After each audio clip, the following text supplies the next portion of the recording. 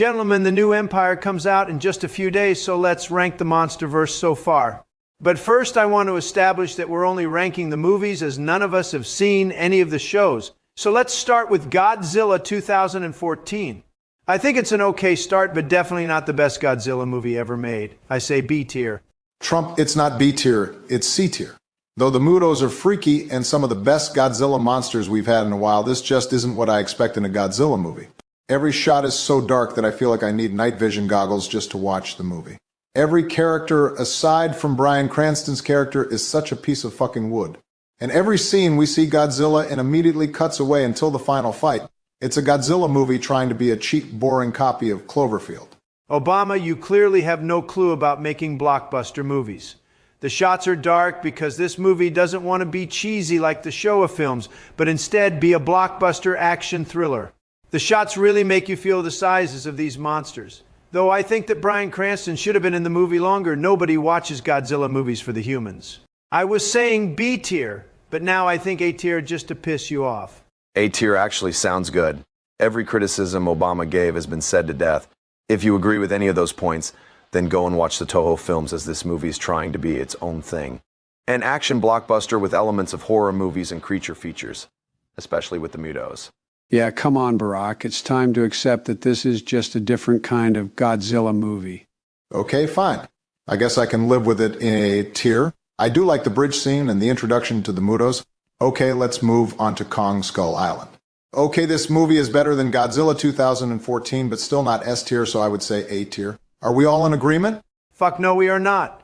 Kong is definitely S tier. There is nothing wrong with it. This is the scariest version of Skull Island with all the monsters.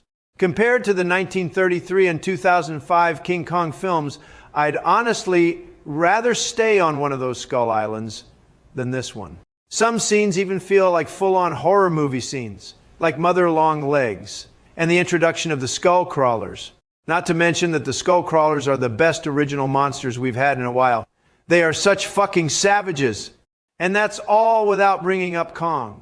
Though the 2005 Kong is more relatable, this one still has a lot to love about him. Also, all the monsters are clearly visible. All I need to do is remind you of the helicopter and boneyard scenes to tell you why this movie is S tier. All the human characters are boring, and the movie can't decide who it wants the protagonist to be. Nobody watches these movies for the fucking humans.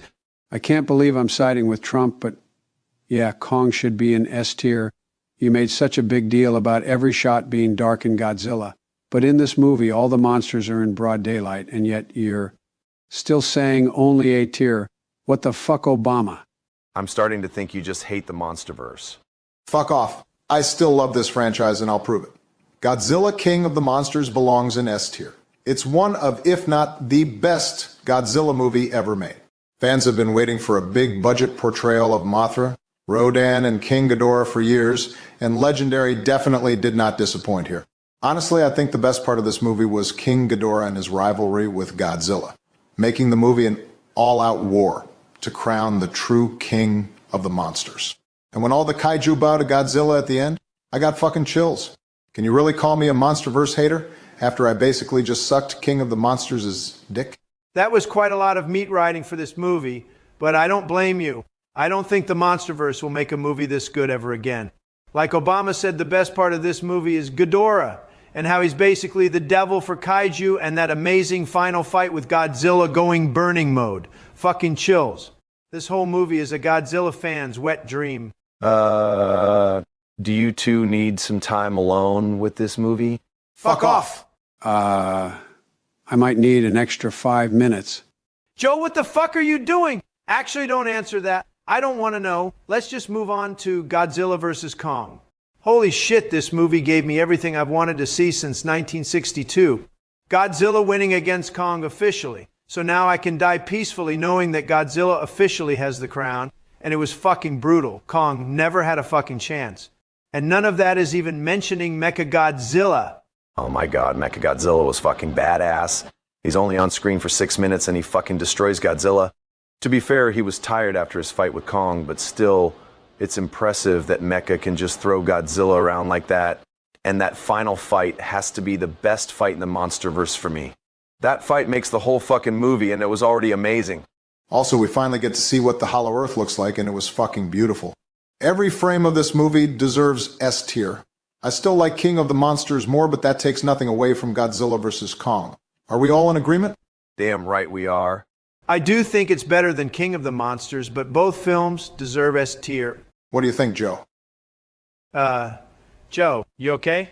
Joe, you haven't said anything since King of the Monsters. I'm kind of getting worried now. Oh my God, yes, Daddy Godzilla, I'm gonna jizz.